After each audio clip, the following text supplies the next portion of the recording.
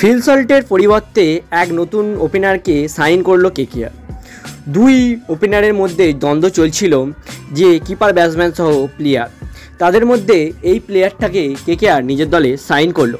কোন প্লেয়ারটাকে কেকেআর নিজের দলে সাইন করলো ফিল সল্টের এতে, সেটা তোমরা যদি জানতে চাও অবশ্যই পুরো ভিডিওটা শেষ অবধি দেখবে। পরের ম্যাচটায় বড় পরিবর্তন আনতে চলেছে কলকাতা নাইট রাইডার্স দল। তাদের প্লেইং 11-এ একটা বড় গুরুতর পরিবর্তন আনবে। কেন তোমরা জানো কেকেআর 1 নম্বর ফিনিশ করে ফেলেছে, কেউ আর কেকেআরের ওপরে যেতে পারবে না।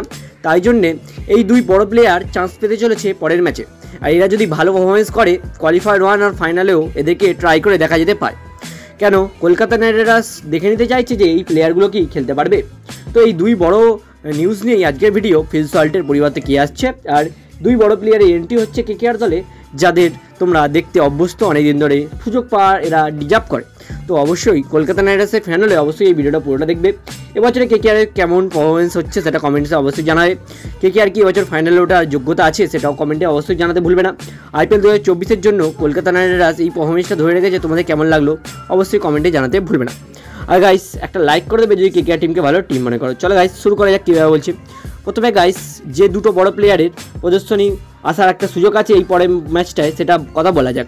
তো কোন বড় পরিবর্তন করছে কেকেআর নিজের প্লেইং 11-এ সেটাই নিয়ে কথা বলতে গেলে প্রথমেই হবে চেতন সাকারিয়া একটা ম্যাচও হলেও খেলবে। তো পরের ম্যাচটায় চেতন সাকারিয়ার জায়গাটা পাক্কা আছে, এটা তুমি লিখে নাও। কেন চেতন সাকারিয়াকে নিয়ে অনেক পোস্টই করছে কেকেআর ইনস্টাগ্রাম পেজে, তো চেতন সাকারিয়ার চান্স পাওয়া কনফার্ম হয়ে গেল বলতে পারো।